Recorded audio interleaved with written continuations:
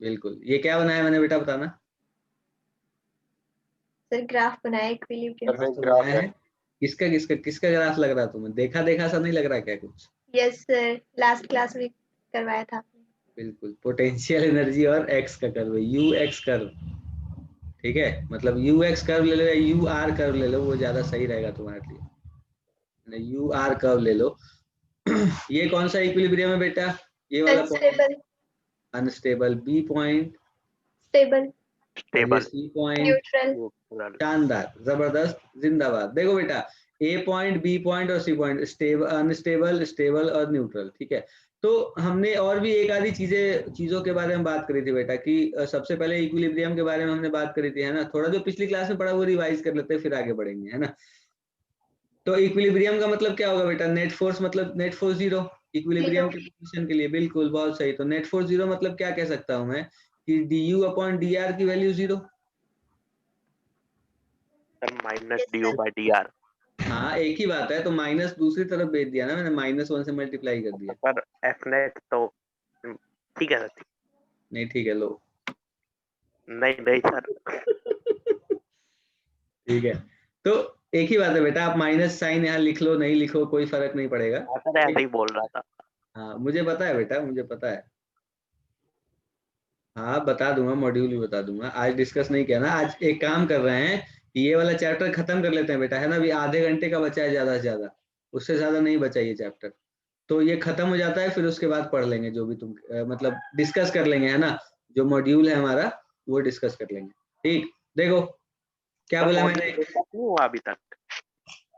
Module discuss नहीं हुआ अभी तक मतलब? उस दिन डाउट तो ले लिए थे ना। हाँ, तो फिर पूरा पूरा खत्म हो गया था, पूरा थोड़ी हुआ था। सर बाकियों का नहीं पता, मेरा तो हो गया था। हाँ, तुम्हारा हो गया ना, बाकियों का नहीं हुआ ना अभी। बाकियों के डाउट हैं अभी, तो वो बता दूंगा मैं। ठीक है, कोई बात नहीं। देखो, minus d u upon D R जो है वो जीरो है बेटा। तो यहाँ से हम लिख सकते हैं कि d u upon D R भी जीरो है। अगर minus d u upon D R zero है तो D u upon D R भी जीरो है ना। तो इसका मतलब देखो, मैंने आपको बोला कि जब हमारे पास u x u r curve दे रखा है, तो ए पॉइंट जो है हमारा वो कैसा है बेटा? अनस्टेबल, बी है स्टेबल और सी है न्यूट्रल। हमने इन सब के बारे में बात कर ली थी, है ना। तो मैं आपको बताता हूँ बेटा, स्टेबल इक्विलिब्रियम के लिए क्या कहते हैं हम, बताना। d2u अपॉन dr2 जो है वो क्या होगा? Less than zero. Less than zero होगा। किसके लिए? टेबल के लिए। क्या बात कर रहे हो? सर ये मिनिमम। Greater than zero. हाँ, ये less than zero. Less than sir zero greater होगा। अनस्टेबल के लिए, अनस्टेबल के लिए होता है लेस देन जीरो। स्टेबल के लिए हाँ, उल्टा हो गया, कोई बात नहीं। तो मतलब अगर मैं ए पॉइंट की बात कर रहा हूँ तो ए पॉइंट पर तो ये लेस देन जीरो होगा, यस सर। क्योंकि ए पॉइंट अनस्टेबल है ना बेटा। देखो, तो d2u upon di2 at a is less than zero. अच्छा, एक और बात मैं क्या कर सकता हूँ बेटा? एक और बात मैं कर सकता हूँ, d2u upon dr2 greater than zero. ये किस पॉइंट के लिए होगा? B point. Sir B B point. Point के लिए। बहुत शानदार, बी पॉइंट के लिए होगा ये ग्रेटर देन जीरो। और सी पॉइंट के लिए क्या होगा बेटा? d2u upon dr square equal to zero. Equal to zero is equal to zero होगा। ये किसके लिए बेटा? ये सी पॉइंट के लिए। सी तो पॉइंट ये वाला जो है हमारा, ये कौन सा है बेटा? Unstable equilibrium. ये वाला हमारा, हाँ। तो जैसे ये d2u अपॉन dr2 अगर मतलब ग्रेटर देन जीरो आता है तो ये तो मतलब वो सबसे लोएस्ट पॉइंट रिप्रेजेंट करता है ना स्लोप का। हाँ, तो सर इक्वल टू जीरो में कौन सा पॉइंट रिप्रेजेंट करता है? इक्वल टू जीरो का मतलब फिर ये हो जाएगा ना बेटा कि फिर उसका स्लोप अब हर जगह जीरो ही आ रहा है। चेंज जो है वो जीरो ही आ रहा है। अच्छा। ये वाला पॉइंट, जिसके दूसरे तरफ भी देखो, ये जो हम d2u अपॉन dr2 जो जीरो लिखते हैं ना बेटा, तो देखो एक तो मतलब ये d2u अपॉन dr2 क्या है? क्या है ये? मान लो कि मैं तुम्हें एक चीज पूछता हूँ तुमसे, है ना। देखो, जैसे मान लो कि मैंने एफ एक्स कर्व बना दिया। अब थोड़ी देर के लिए अब तुम ये सोच लो कि अभी तक तो हम पोटेंशियल एनर्जी और आर का कर्व बना रहे थे ना बेटा, यू और आर का कर्व बना रहे थे। अभी मैं इस बार मैं बना लेता हूँ एफ और आर का कर्व। ठीक है, फोर्स और आर का कर्व बना रहा हूं मैं। अब देखो, ये फोर्स और आर का कर्व कुछ ऐसा है। ठीक है, तो देखो यहाँ पर भी, इस पॉइंट पर भी फोर्स जीरो, इस पॉइंट पर भी फोर्स जीरो और इस पॉइंट पर भी फोर्स जीरो। ये पॉइंट ए, ये पॉइंट बी और ये पॉइंट सी। ठीक, ए बी सी 3 पॉइंट ले लिए मैंने। ए पर भी फोर्स 0 है या नहीं बताओ? Yes sir. बी Yes, पर भी sir. फोर्स 0 है और सी पर भी फोर्स 0 है। Yes sir. क्या तुम मुझे बता सकते हो कि कौन सा पॉइंट होगा स्टेबल, कौन सा पॉइंट होगा अनस्टेबल?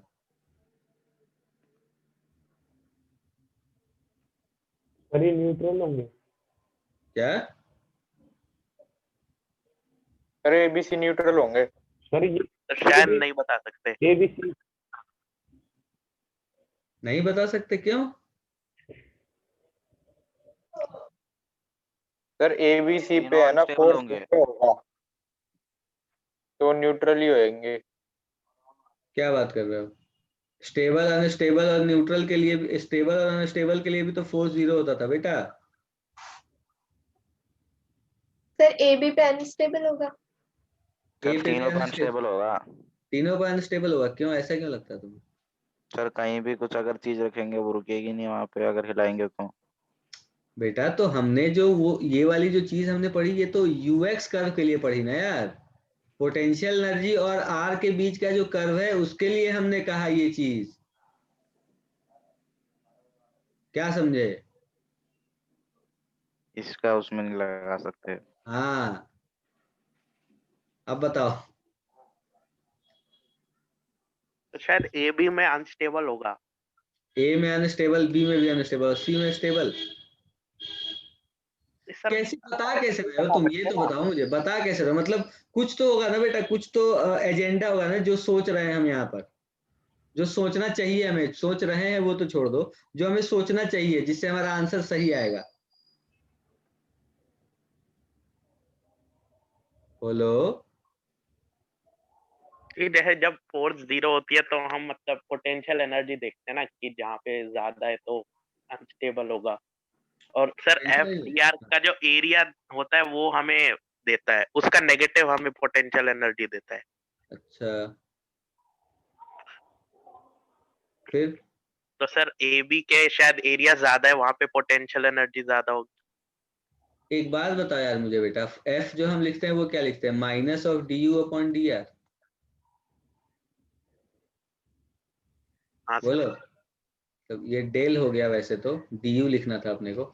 एफ को हम लिखते हैं ना बेटा minus d u upon D r. तो d F upon D r को क्या लिखेंगे? Minus of D two you upon D R to.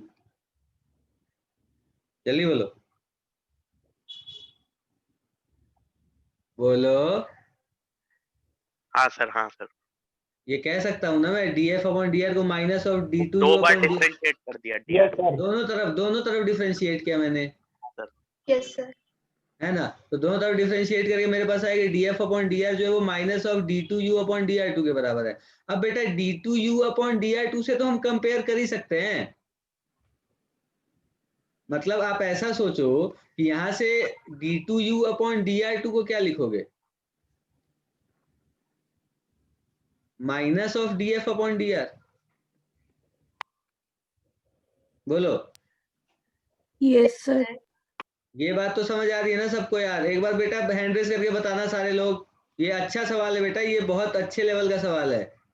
JEE वगैरह में पूछ लिए जाते हैं ऐसे सवाल, इसलिए समझा रहा हूं, तो सबको समझ आना चाहिए। मुझे चाहिए कि मेरी क्लास में जितने भी बच्चे बैठे हैं सबको बातें समझ आए। ठीक है, बताओ। अभी कौस्तव, वर्षा, वासुदेव, आप लोग क्या मौजूद हो बेटा हमारे साथ? Yes sir. तो बेटा हाथ उठा दो यार थोड़ा बहुत। सर ऑप्शन नहीं आ रहा था मेरे में। अच्छा, चलो कोई बात नहीं बेटा, कोई बात। तुम मौजूद हो यही जरूरी है। समझ आई ना बात क्या कह रहा हूं मैं? मैंने बोला कि जो फोर्स है वो minus of D u upon D R है। ठीक है, ये तो पता है हमें, ये हम बहुत बचपन से मतलब अभी जब से ये चैप्टर पढ़ रहे हैं, जब से हमने पोटेंशियल एनर्जी पढ़ना शुरू किया तब से ये चीज तो हम जानते ही हैं। अब फिर मैंने क्या किया, इसे दोनों तरफ डिफरेंशिएट कर दिया। तो डिफरेंशिएट करके मुझे मिला क्या? D F upon D R. इधर डिफरेंशिएट करूंगा आर के रेस्पेक्ट में तो क्या D F upon D R मिलेगा ना। और ये तो एक बार पहले से ही एक डिफरेंशियल, तो ये डी टू यू एक बार और इसे डिफरेंशिएट करूंगा तो ये D two you upon D R two बन जाएगा, है ना। तो यहाँ से मेरे पास d2u अपॉन dr2 जो है वो आ गया बेटा minus of df upon dr। ठीक है तो आप एक चीज बताओ मुझे कि अगर स्टेबल इक्विलिब्रियम की बात करते हैं, हम किसकी बात करते हैं बेटा? अगर हम स्टेबल इक्विलिब्रियम की बात करते हैं तो d2u अपॉन dr2 क्या होता है स्टेबल इक्विलिब्रियम के लिए? Equal to 0। Greater than 0। शानदार, ग्रेटर देन 0। तो अगर मैं इसमें एक नेगेटिव साइन मल्टीप्लाई करूं d2u अपॉन dr2 में, तो मतलब minus of d2u upon dr2 क्या होना चाहिए? लेस देन 0 होना चाहिए क्या? Yes sir. अगर मैंने लिखा d2u upon dr2 greater than 0 तो minus of d2u upon dr2 less than 0 होना चाहिए। Yes sir. और माइनस d2u अपॉन dr2 क्या हो गया बेटा? देखना यहाँ से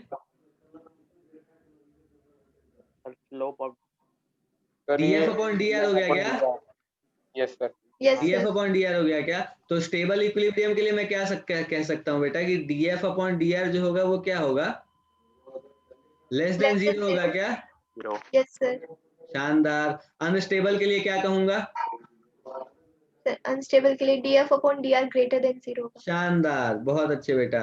अनस्टेबल इक्विलिब्रियम के लिए मुझे कहना चाहिए कि भैया जो df अपॉन dr है वो ग्रेटर देन 0 होगा। df अपॉन dr जो है वो क्या होगा बेटा? ग्रेटर देन 0 होगा। बहुत अच्छे।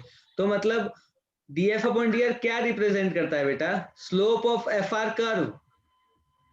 हाँ सर। मतलब Yes, slope of fr curve, या तो आप ये कह लो slope of tangent, yes sir. है ना। स्लोप ऑफ टेंजेंट रिप्रेजेंट करता है। तो अब आ जाओ, अब सवाल सॉल्व करते हैं ना। अब देखना बिल्कुल कैसे होगा तुमसे। df upon dr greater than 0 unstable के लिए और लेस देन 0 स्टेबल के लिए, है ना। तो देखो क्या बना।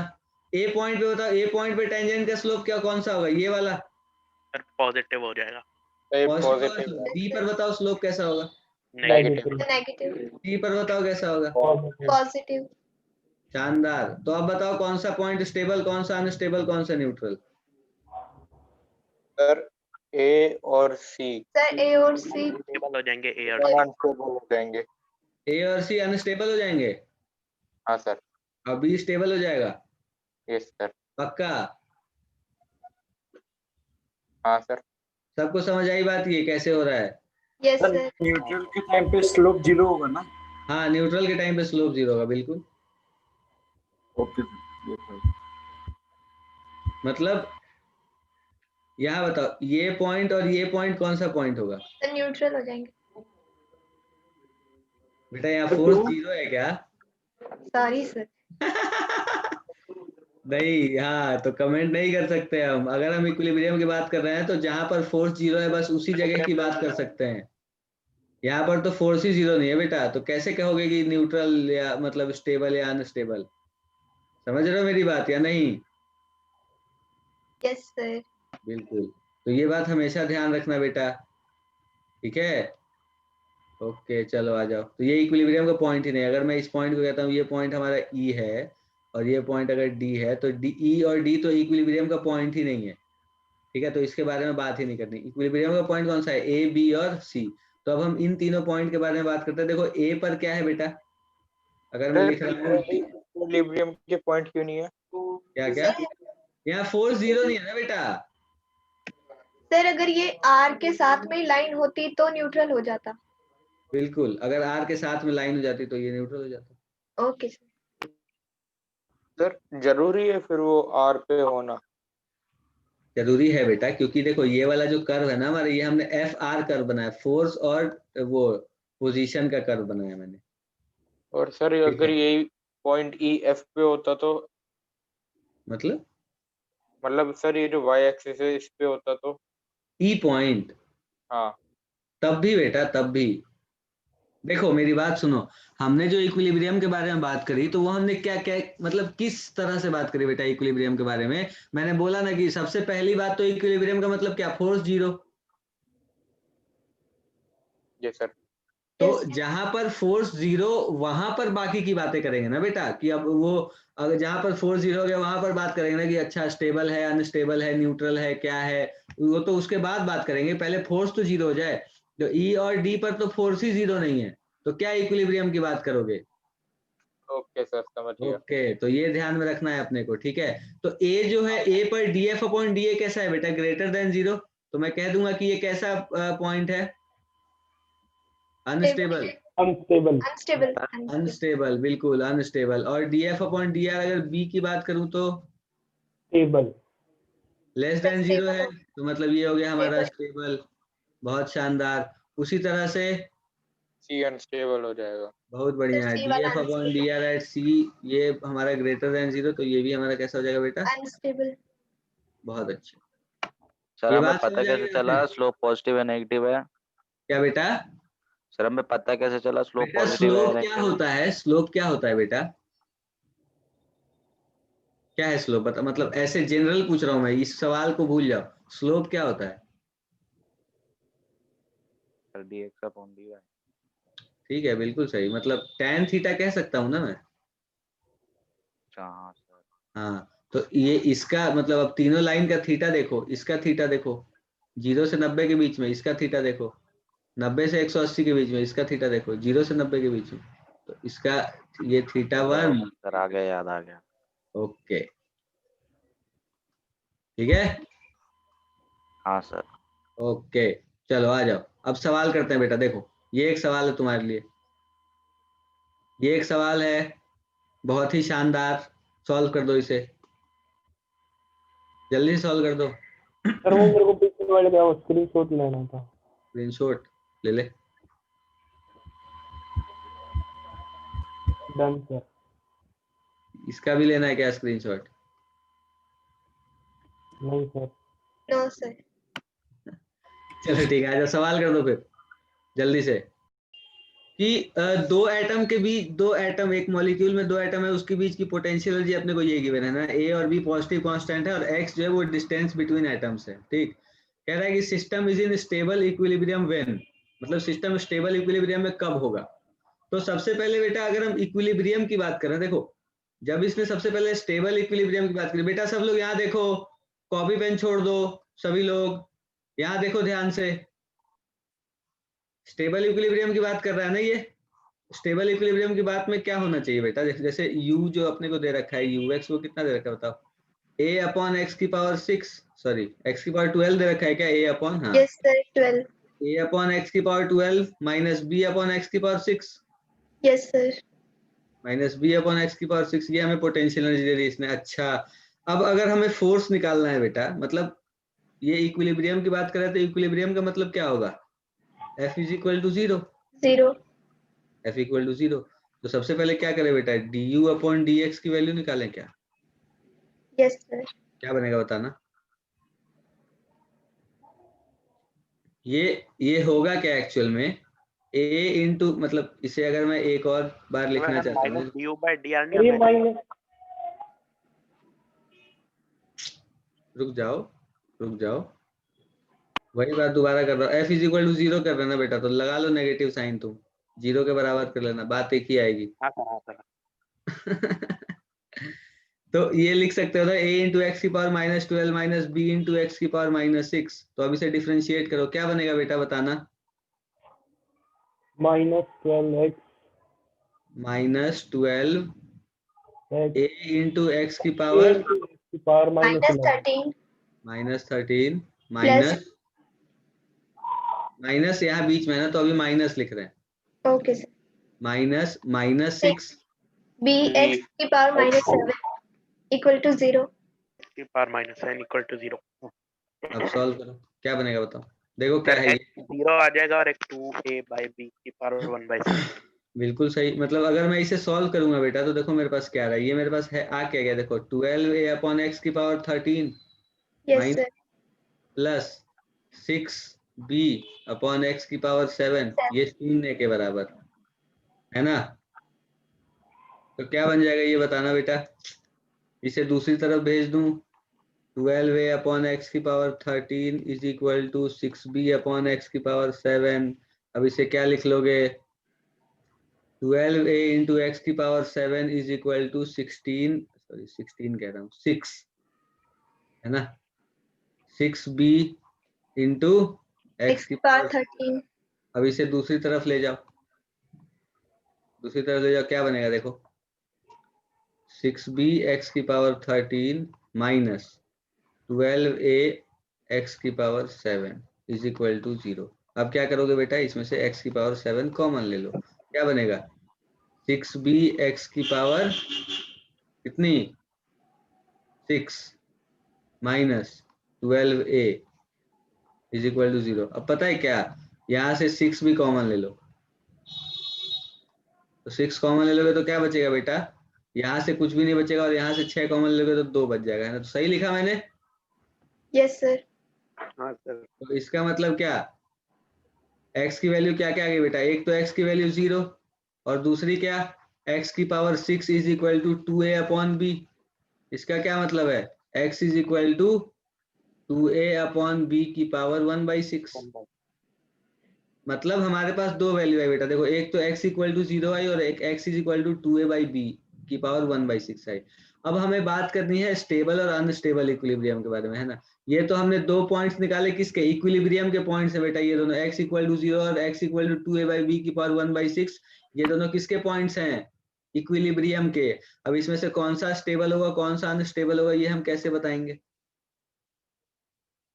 सर एक और बार डिफरेंशिएट कर लेते हैं। तो ये हमारे पास ये वाला टर्म है ना, मतलब आया है हमारे पास क्या, -12a x की पावर -13 -6b x की पावर -7। इसे दोबारा डिफरेंशिएट करो बेटा। अब यहाँ निकालते हैं ना d2u अपॉन dx2। देखो d2u अपॉन dx2 निकालो बेटा, क्या आएगा ये -12 इंटू, अब ये -13 भी इधर आ जाएगा और यहाँ -14 बन जाएगा क्या। हाँ सर।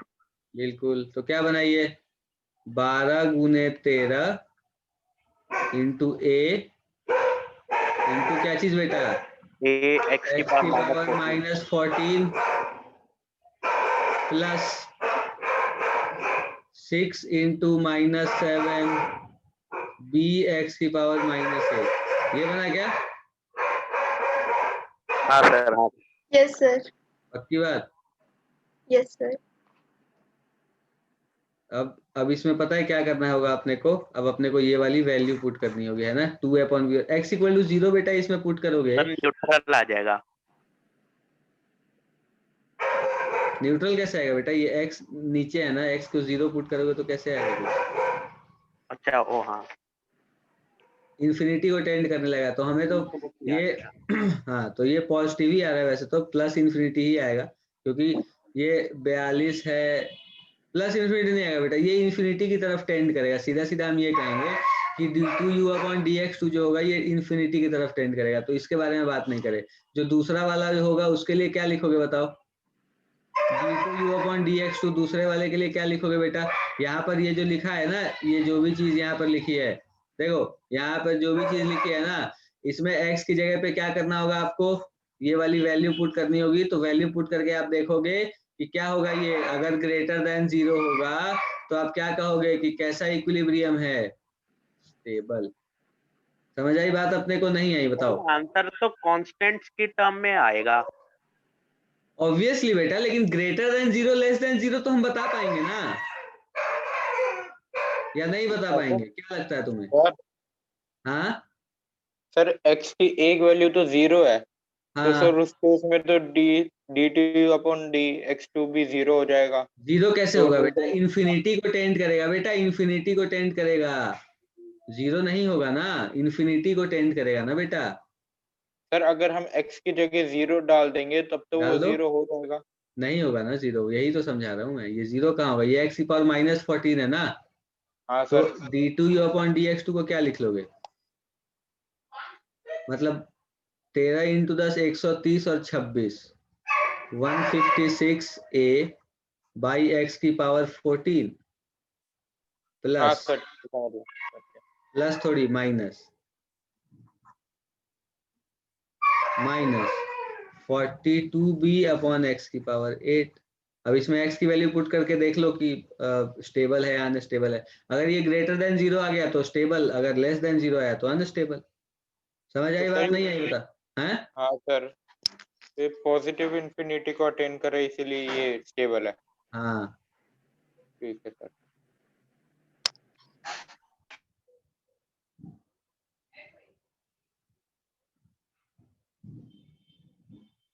क्या कह रहा है? वन आएगा ना? नहीं बेटा, तुम समझे नहीं। ऑप्शन ए आएगा ना सर इसमें फिर? ऑप्शन ए, ऑप्शन बी को वो करके देखो, ऑप्शन बी को वो पुट करके देखो। एक्स को 0 पुट करोगे बेटा तो ये पता कैसे चलेगा तुम्हें? ये भी इन्फिनिटी को टेंड करे, ये भी इन्फिनिटी को टेंड करे, दोनों में से सर, कौन सा बड़ा? हाँ तो वैसे इसमें जो है हमें ऑप्शन दे रखे हैं, तो हाँ, अगर हम सीधा d2u/dx² में वो ऑप्शन पुट करके देख ले तो चल जाएगा काम? चल जाएगा, लेकिन अब ये दोनों x इक्वल टू a/2 भी और x इक्वल टू 11 a/5 भी, ये दोनों जो है, ये दोनों तो इक्विलिब्रियम के पॉइंट्स ही नहीं है ना बेटा। तो पहले तो इक्विलिब्रियम के पॉइंट्स पता होने चाहिए ना अपने को, समझ रहे हो? हाँ सर समझ गया। बस चलो आ जाओ, अगला सवाल ये देखो। ये बता दो कौन सा स्टेबल, कौन सा अनस्टेबल, कौन सा न्यूट्रल। को कितने पॉइंट हो गए बस? बी, डी, एफ और जी। बताओ कौन सा पॉइंट स्टेबल, कौन सा अनस्टेबल, कौन सा न्यूट्रल। ऐसे सवाल तो अभी तुरंत ही कराया मैंने, फिर भी वाला बता तो दो। stable है। देखो यहाँ देखो सब लोग, देखो बेटा, हमने यहाँ पर दो तरह की एनर्जी पढ़ी। कौन सी कौन सी? काइनेटिक एनर्जी और पोटेंशियल पोटेंशियल एनर्जी, ये दो एनर्जी पढ़ी हमने, ठीक है। तो होता क्या है ना बेटा, अगर आप मैकेनिकल एनर्जी की बात करो तो अब थोड़ा पहले रिप्रेजेंटेशन की बात करते हैं, ठीक है। काइनेटिक एनर्जी को हम रिप्रेजेंट करते हैं कैपिटल के से, पोटेंशियल एनर्जी को यू से, और मैकेनिकल एनर्जी को ई से, ठीक है। ये मैकेनिकल एनर्जी जो है बेटा, ये टोटल मैकेनिकल एनर्जी कहते हैं इसे हम, है ना। तो ये ई है। काइनेटिक एनर्जी को हम रिप्रेजेंट करते हैं के से, और पोटेंशियल एनर्जी को रिप्रेजेंट करते हैं यू से, ठीक है। तो जो हमारी टोटल मैकेनिकल एनर्जी होती है ना, क्या बेटा, टोटल मैकेनिकल एनर्जी वो क्या होती है पता है आपको? Kinetic energy plus potential energy. बहुत अच्छे, very good. Total mechanical energy जो होती है वो होती है kinetic energy plus potential energy. मतलब मैं एक चीज यहाँ पर क्या लिख सकता हूँ बेटा कि ई जो है ये क्या, टोटल मैकेनिकल एनर्जी है। ई इज इक्वल टू हमने लिख दिया के प्लस यू। समझ आ रही है बात आपको? ये जो हमने लिखा ई इज इक्वल टू के प्लस यू, ये हमारा क्या है? Mechanical energy. बिल्कुल, ये टोटल मैकेनिकल एनर्जी है। टोटल मैकेनिकल एनर्जी हमारी है kinetic energy plus potential energy. एक मिनट बेटा, सर एक बार जूम आउट करोगे? अभी करूंगा बेटा, रुक जाओ। अभी पहले बता तो लूँ एक आधी चीजें जो बतानी है मुझे, ठीक है। ये तो हमने कर लिया, ठीक है। टोटल मैकेनिकल एनर्जी है kinetic energy plus potential energy. अब देखो बेटा, हमने कुछ बातें करी थी कि जो पोटेंशियल एनर्जी होती है वो कंजर्वेटिव फोर्स फील्ड के लिए है डिफाइंड। पोटेंशियल एनर्जी जो है वो कंजर्वेटिव फोर्स फील्ड के लिए है। तो अगर किसी सिस्टम पे सिर्फ कंजर्वेटिव फोर्स लग रहा है तो उसके पास जो होगी वो पोटेंशियल एनर्जी, हम कह सकते हैं ना कि जो पोटेंशियल एनर्जी होगी वो कंजर्वेटिव फोर्स फील्ड की वजह से होगी। तो यहाँ पर हमें एक चीज बतानी होती है जिसे हम कहते हैं कंजर्वेशन ऑफ एनर्जी बेटा, ठीक है। कंजर्वेशन ऑफ एनर्जी हमें क्या कहता है कि अगर, क्या कहता है बेटा, कि अगर अगर सिस्टम के ऊपर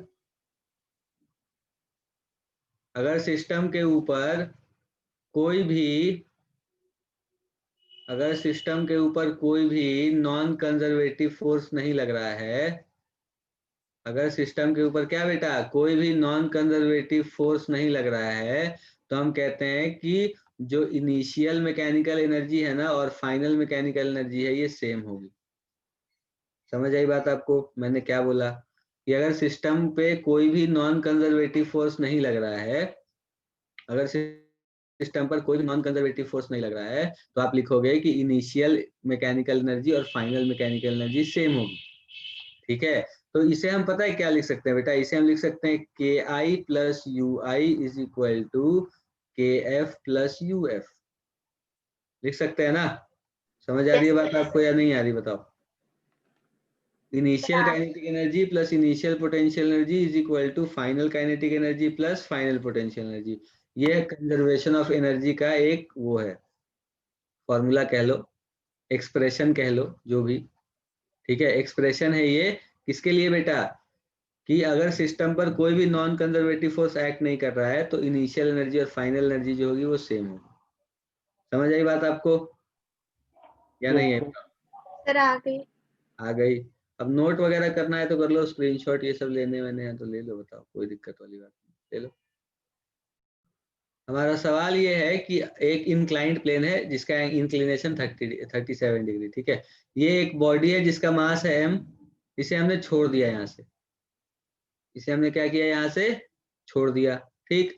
और इसे छोड़ने के बाद मेरे पास यहाँ पर मैंने क्या करा कि एक स्प्रिंग लगाया, ठीक है। सारे सरफेसेस फ्रिक्शनलेस हैं, सारे सरफेसेस कैसे हैं बेटा? फ्रिक्शनलेस हैं, ठीक है। यहाँ पर मैंने एक स्प्रिंग लगा दी, ठीक। मैंने आपसे सवाल क्या पूछा? स्प्रिंग जो है इसका स्प्रिंग कांस्टेंट k है, ठीक है। ये एंगल 37 डिग्री है। और ये जो लेंथ है बेटा यहाँ से लेकर के यहाँ तक, ये वाली लेंथ भी दे देते हैं। ये वाली जो लेंथ है अपनी वो कितनी है? L दे रखी है अपने को। क्या दे रखी है बेटा? L दे रखी है। ऐसा करो हाइट दे दो। नहीं दूंगा। ये L लेंथ दे रखी है अपने को, ठीक है। और ये ब्लॉक जो है यहाँ से स्लाइड होके आ रहा है। आपको क्या बताना है पता है? आपका सवाल बताना है, आपको बताना है find compression in the spring. क्या बताना है बेटा अपने को? स्प्रिंग में कितना कॉम्प्रेशन हो रहा होगा। वर्क एनर्जी थ्योरम से भी हो जाएगा ना? हाँ, एक ही बात है ना बेटा दोनों, बस वर्क एनर्जी थ्योरम बस एक चीज है कि हम नॉन कंजर्वेटिव जो है उसे भी ऐड कर लेते हैं। हाँ सर, हाँ सर। हाँ सर अगर जैसे वो वर्क एनर्जी वाले में अगर हम non conservative work done by non conservative force 0 ले लेते हैं ना, तो वही बन जाता है ये कंजर्वेटिव। बिल्कुल बिल्कुल बिल्कुल वही बन जाता है, बिल्कुल सही। वर्क एनर्जी थ्योरम लगाई मैंने। वर्क एनर्जी थ्योरम कुछ भी लगा लो, वर्क एनर्जी थ्योरम लगा लो, एनर्जी कंजर्वेशन लगा लो, एक ही बात है, ठीक है। देखो कैसे वर्क एनर्जी थ्योरम। अब जैसे मान लो कि मैं इससे कंजर्वेशन ऑफ एनर्जी लगा के करना चाहता हूँ। देखो बेटा ये लेंथ L है, ये एंगल 37 डिग्री, तो ये एंगल कितना होगा? 53। तो Yes. ये वाली जो हाइट होगी h, ये h कितनी होगी बेटा? L cos 53, 3/5L। हाँ सर। Yes, मतलब 3L/5 है ना। और मैंने एक बात और बताई आपको कि पोटेंशियल एनर्जी में रेफरेंस बहुत जरूरी है। तो मैं इस ग्राउंड लेवल पे मान ले रहा हूँ कि पोटेंशियल एनर्जी 0 है, चलेगा? ग्रेविटेशनल पोटेंशियल एनर्जी इस Yes, ग्राउंड लेवल पे ग्रेविटेशनल पोटेंशियल एनर्जी 0। तो इनिशियली जो पोटेंशियल एनर्जी होगी वो कितनी होगी बेटा? mgh, h को पुट कर दूंगा बाद में। yes, अभी sir. mgh होगी initial potential, initial kinetic energy 0। Final potential energy कितनी बेटा? अच्छा, अब एक बात, तो अगर सिचुएशन की बात करूं तो ये ब्लॉक जो है ये आएगा नीचे और फिर इसे कॉम्प्रेस करेगा। तो मान लो मैंने कह दिया कि x कॉम्प्रेस हो गया ये स्प्रिंग, ठीक है। ये स्प्रिंग कितनी कॉम्प्रेस होगी बेटा? x। तो अगर x कॉम्प्रेस हुई तो इसमें पोटेंशियल एनर्जी कितनी स्टोर हुई? आपके x²। और काइनेटिक एनर्जी कितनी है फाइनल? 0। 0. फिर कितना हो गया ये? 2mgh is equal to kx²। मतलब gravitation potential energy spring potential energy में कन्वर्ट हो। बस 2mgh/k और इसका स्क्वायर रूट, h की वैल्यू पुट कर देना। रद्दी सवाल था ना, आसान बिल्कुल। देखो बेटा ये जो हमारा चैप्टर है वर्क पावर एनर्जी, इसका काम ही यही है कि बहुत सारे जो मुश्किल मुश्किल सवाल होते हैं ना उसे ये बहुत आसानी से सॉल्व कर देता है। जैसे तुम सोचो कि अगर मान लो कि मुझे ये वर्क एनर्जी थ्योरम वगैरह कुछ भी पता नहीं होता, थोड़ी देर के लिए अगर तुम सोचोगे कि तुम्हें ये सब कुछ पता नहीं होता, वर्क एनर्जी थ्योरम ये वो ये सब तुम नहीं जानते मान लो, तो फिर तुम इसे कैसे सॉल्व करते पता है? पहले तुम यहाँ से लेकर के यहाँ तक के लिए तुम देखते कि ये इसकी वेलोसिटी यहाँ पर कितनी होगी, मतलब जब ये यहाँ टकराने वाला है तो इसकी वेलोसिटी कितनी होगी, है ना। फिर उसके बाद तुम क्या करते कि जब ये कॉम्प्रेस हो रहा है उस टाइम पर की वेलोसिटी निकालते। फिर उसके बाद तुम्हें इंटीग्रेट करना पड़ता है क्योंकि फोर्स जो है वो कांस्टेंट नहीं है ना। हमने वेरिएबल फोर्स की वजह से पढ़ा था ना बेटा, फोर्स जो होता है हमारा वो क्या होता है? मास इंटू एक्सेलरेशन होता है ना। तो अगर वेरिएबल फोर्स की बात कर रहे हो तो ए को क्या लिखोगे, एफ अपॉन एम, और ए को क्या लिख लोगे बेटा, d v upon d t is equal to f upon m, और फिर उसके बाद क्या करते तुम, इंटीग्रेट करते इसे। Sir v d v by d x लिखना ज्यादा सही होगा इसमें शायद। बिल्कुल सही बेटा, बहुत अच्छे, वेरी गुड। अब देखो वही मैं कह रहा हूँ, ये यहाँ पर तुम लिखोगे अगर डीवी बाई डी तो फिर ये यहाँ पे टाइम का तो कुछ है ही नहीं, टाइम के बारे में तो हमें कुछ पता है ही नहीं, तो फिर तुम्हें क्या लिखना पड़ेगा, बिल्कुल वी डीवी, बिल्कुल, बहुत अच्छे, ये एफ बाई एम आ जाएगा, फिर ये डीएक्स उधर चला जाएगा तो अपने को पता चल जाएगी वैल्यू, समझ रहे हो ना। तो ये देखो कितना मुश्किल है ये, पहले फोर्स लिखो, और उसमें भी पता है कैसे करना पड़ता तुम्हें, कि किसी टाइम पर ये ब्लॉक, मान लो ब्लॉक का मास है, तो किसी टाइम पर इसके ऊपर फोर्स जो लग रहा है वो कितना लग रहा है बेटा, के एक्स लग रहा है ना, किसी टाइम की बात कर रहे हैं, ये के एक्स लग रहा है फोर्स, तो जो एक्सेलरेशन होगा इसका वो कितना होगा, के एक्स बाई एम होगा, फिर ए को क्या लिखोगे, v d v by d x, है ना, ये किसके बराबर होगा, के एक्स बाई एम के, फिर डी एक्स को उधर भेजोगे, फिर इंटीग्रेट करोगे इसे।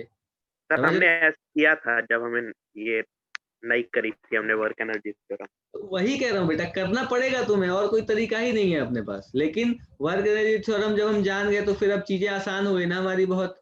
देखो तो ये चैप्टर हमारे बहुत सारे कॉन्सेप्ट ऐसे होंगे जिन्हें आसान करेगा ये चैप्टर, ठीक है, बहुत सारे सवाल ऐसे होंगे जिन्हें बहुत आसान करेगा, ठीक है बेटा। तो ये सब ये चीजें हैं, ठीक है। तो इसी के साथ आपका ये वाला चैप्टर तो खत्म हो गया, सिलेबस आपका, सिलेबस क्या ही, ये वाला चैप्टर वर्क पावर एनर्जी आपके सिलेबस से एक चैप्टर कम हो गया, मतलब कहने का मतलब ये था मेरा, वर्क पावर एनर्जी आपका चैप्टर जो है वो निपट गया, ठीक। अब बताओ।